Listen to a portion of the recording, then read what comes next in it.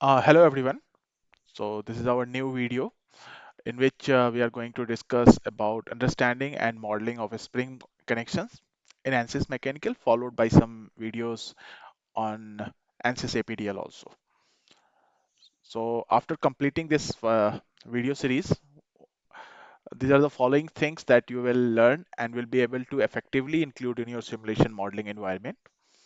So I had divided this thing into three parts. First is beginner level. So we will start with how to set up spring mass system in Workbench Mechanical by taking different type of cases. After that, we will go through the spring modeling details, like what actually ANSYS Mechanical does in the background when it creates a spring connection, and what are the different quick ways to actually modify the behavior of those springs. After that, we will go towards advanced post-processing of a spring that can be done in Workbench Mechanical, followed by different type of spring modelings in ANSYS. And finally, we will go to the advanced level in which we will learn about how to extract the stiffness value from a 3D CAD spring model, then modeling spring systems in APDL and or in Mechanical Workbench. Also, we will touch about component model synthesis, way of actually extracting the stiffness matrix and using that stiffness matrix in your full assembly level simulation. So let's start with the first demo. So these are the three cases, like for this video I have taken, in which you can see that in first case there are two blocks and we want to define a spring between these two blocks. After that, there is a bottom fixed block has been replaced by some grounded type of connection.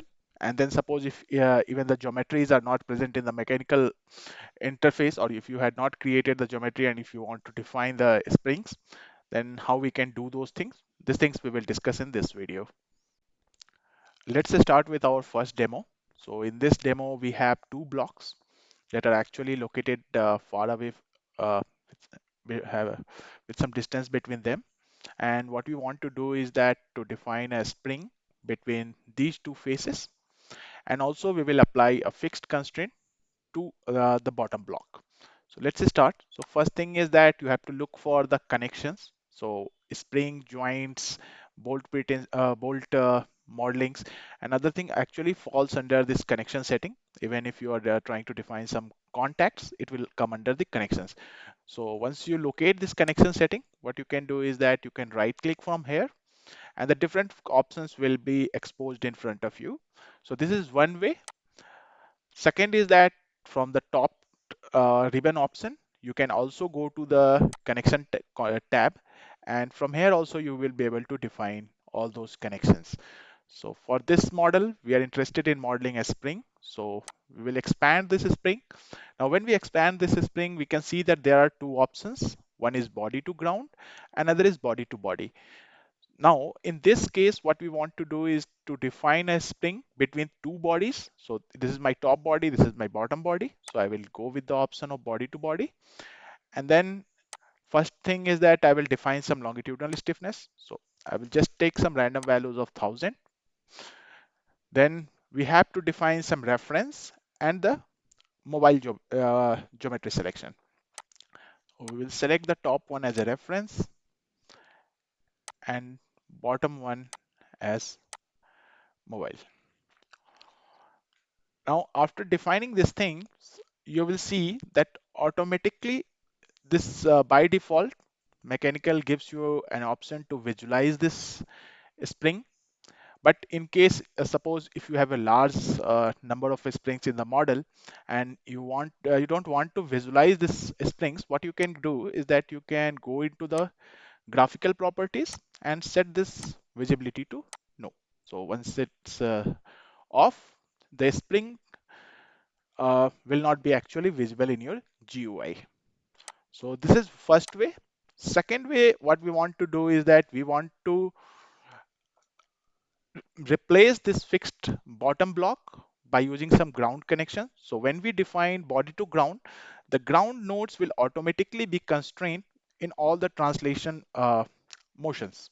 So for that, again, if we add a spring body to ground, so here you will see that we only have to define the mobile selection. So for example, if I select, I had already created the block. So let me unsuppress this one.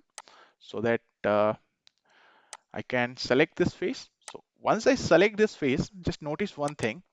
So by default, what Mechanical is doing is that it is creating a pilot node, or we can say the reference location at the global coordinate system. So here you can see the reference is set to global coordinate system and there is no offset here. So one thing is that what I can do is that I know the distance between these two blocks. So suppose I want to create a spring that is actually aligned in the vertical direction. So what I have to do is that I have to offset this location by that much distance. So for example, if I offset the Z location as -100, just 1 minute, I think let me change this to kg and then enter this value as -100. Okay, so now you can see that the spring is aligned in the vertical, completely vertical direction. Another way that will be handy in case if you're working with large application and you directly know the distance by which the coordinate system is offset from some faces, vertex, or any other geometrical entity. So suppose I create a coordinate system here. Now I know this coordinate system is actually offset by 100 distance, like from the centroid of this one. So I will go to the coordinate system again and I will select these two faces so that at the centroid of the selected faces, it will automatically create a coordinate system for us. So if I change it here, then I will go to the coordinate system top tab, apply a Z offset of -100. Okay, now I will come back here and I will simply change the coordinate system to my newly created coordinate system and give a value of 0, 0, 0. Now you can see it's also doing the same thing. So this is another way which will be handy in case if you already know by how much distance your reference location is offset by some geometrical entity that is present in your model. Even from the coordinate system, you can also define by global coordinates. So if you already know that by how much distance this is going to be offset from your global coordinate system 0, 0, 0, that you can also define from here.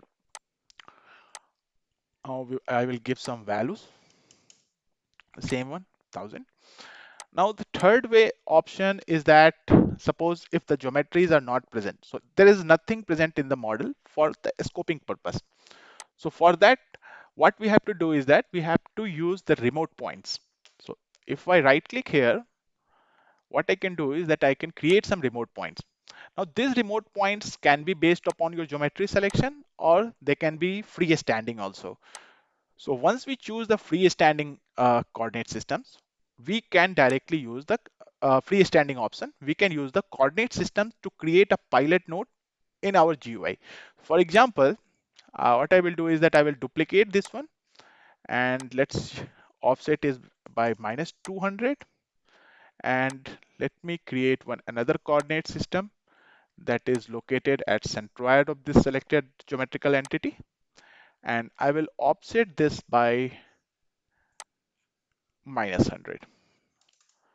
So if I select these two coordinate system, so you can see what I'm trying to do is that I'm trying to define a spring between these two coordinate systems or these two locations. So my reference is going to be located at this position and my mobile is going to be located at the bottom one. Now I will create one remote point. I will directly assign the coordinate system 3, then again duplicate this one and change the coordinate system to 3. So we have now two remote points that are located at A and B locations. Next, we will go to the same one.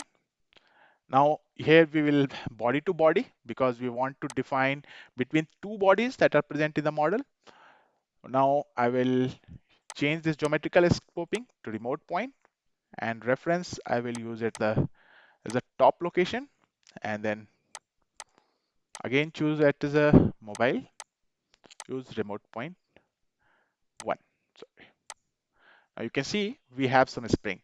Now to define a mass, because now if it's a spring mass system, so So there will be some mass that will be associated to this top block. Bottom one we are fixing in all the cases. Top one mass we have to actually account for. So what I can do is that I can go to this, click on this geometry, check the properties. So it's we can copy this value, insert point mass. Instead of geometry, we will use a remote point, and I will use remote point 2 and split paste this value.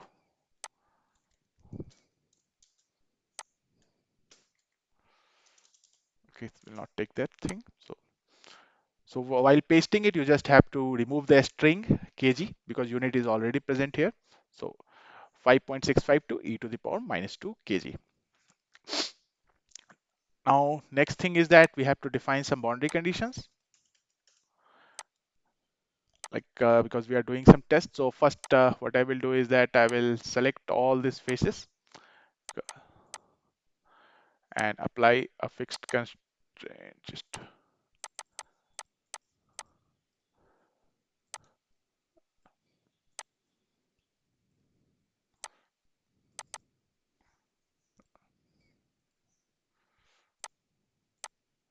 okay.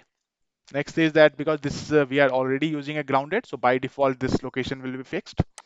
Next, I will go to this location, remote displacement, choose my remote point 1 and apply 0 values to all the. Here we have to note one thing: for each remote point we have 6 degrees of freedom. So in order we have to actually define the boundary conditions in a proper way, otherwise you will run into some rigid body motion and then solver will not proceed, throwing out some high pivot values, or the deformations are large. Some this type of error messages you will encounter. Next is that I will go to this one again, remote displacement mass we are applying. So here what I will do is that I will choose this remote displacement as 2, and I will constrain all the motions instead of y direction movement. So others I will set at as a 0. So only thing is that it can move into y direction. Next is that I will again go back to the displacement, and these two faces I will assign the values. Okay, just let me, or what we can do is that we can simply restrict the normal direction movement for all these faces to mimic the same situation. So what we can do is that we can use a frictionless support at all these faces so that it will be restricted to move only in y direction.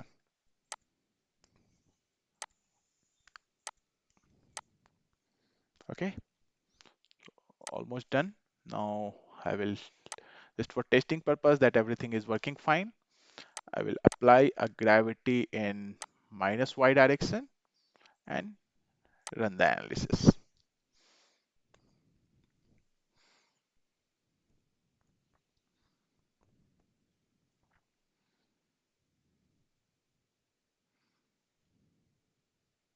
So this is a very simple demo just to showcase the modeling, different modelings that of the spring that can be done inside the mechanical GUI. So I'm not going to do the post processing. It's just because this video was just to demonstrate the modeling part. In next we will go in next video we will discuss what ANSYS Mechanical actually does in the background while creating the spring, because in background it is still using the APDL codes and each element is associated with some behaviors, that is key opt behaviors or real constants, those type of things. So we will look into those things also in the next video. Thank you.